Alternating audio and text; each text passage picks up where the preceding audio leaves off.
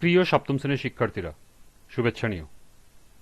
আজকে আমি তোমাদের বাংলা বিষয়ের নতুন বই সপ্তবর্ণা থেকে গদ্য ষষ্ঠ অধ্যায় পিতৃপুরুষের গল্প এর ৩৭ পৃষ্ঠা থেকে বহু নির্বাচনী প্রশ্নের সমাধান করে দেব।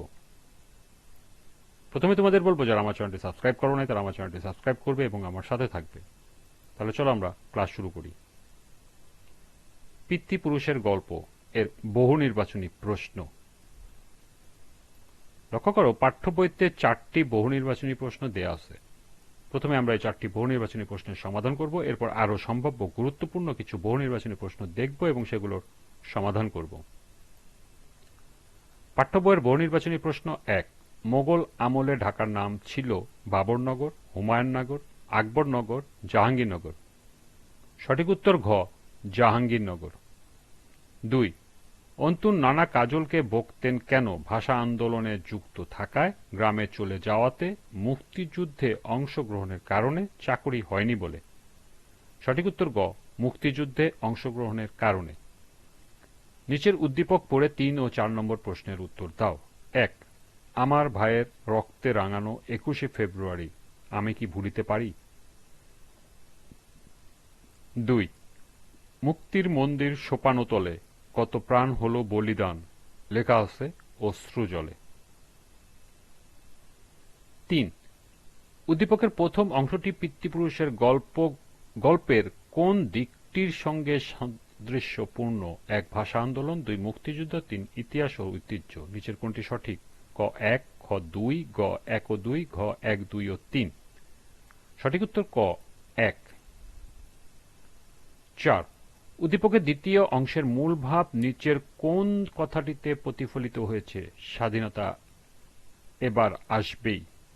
যুদ্ধ আর মুক্তিযুদ্ধের মধ্যে অনেক তফাৎ, অনেক রক্তের ইতিহাস আছে, ওরা আমাদের পিতৃপুরুষ। সঠিক উত্তর গ, অনেক রক্তের ইতিহাস আছে।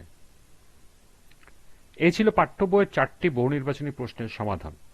এবার সম্ভাব্য গুরুত্বপূর্ণ কিছু বহু নির্বাচনী প্রশ্ন। 5। কাউকে না জানিয়ে অন্তু কাকে চিঠি লেখে? মাকে, বাবাকে, বোনকে, মামাকে। সঠিক উত্তর ঘ, মামাকে। 6। কাজল মামা 1971 সালে কোথায় পড়তেন? জাহাঙ্গীরনগর বিশ্ববিদ্যালয়, রাজশাহী বিশ্ববিদ্যালয়, ঢাকা বিশ্ববিদ্যালয়, জগন্নাথ বিশ্ববিদ্যালয়। সঠিক উত্তর গ, ঢাকা বিশ্ববিদ্যালয়। 7। পিতৃপুরুষের গল্পের বিষয়বস্তু কি? অসহযোগ আন্দোলন, শহীদদের প্রতি শ্রদ্ধা নিবেদন, অধিকার আন্দোলন, স্বাধীনতার আন্দোলন। সঠিক উত্তর খ, শহীদদের প্রতি শ্রদ্ধা নিবেদন। 8। অন্তুর মামা কোথায় থাকতে ভালো লাগে? বিদেশে, ঢাকায়, শহরে, গ্রামে।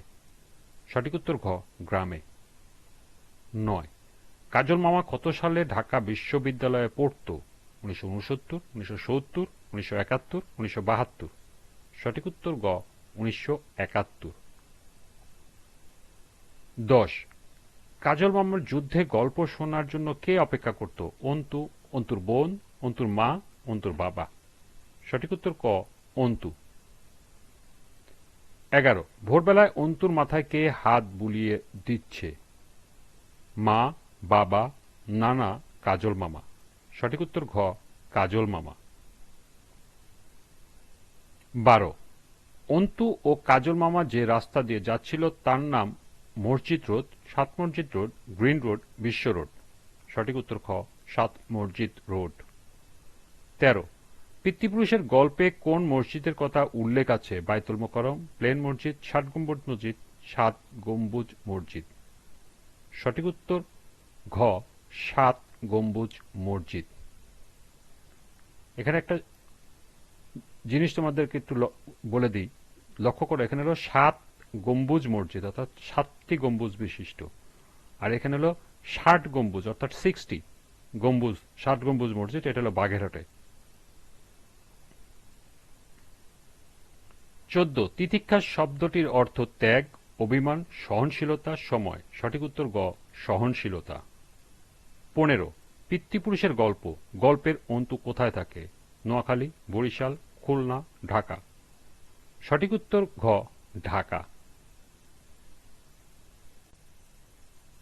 16 21শে ফেব্রুয়ারি কদিন আগে কাজল মামা ঢাকা আসেন?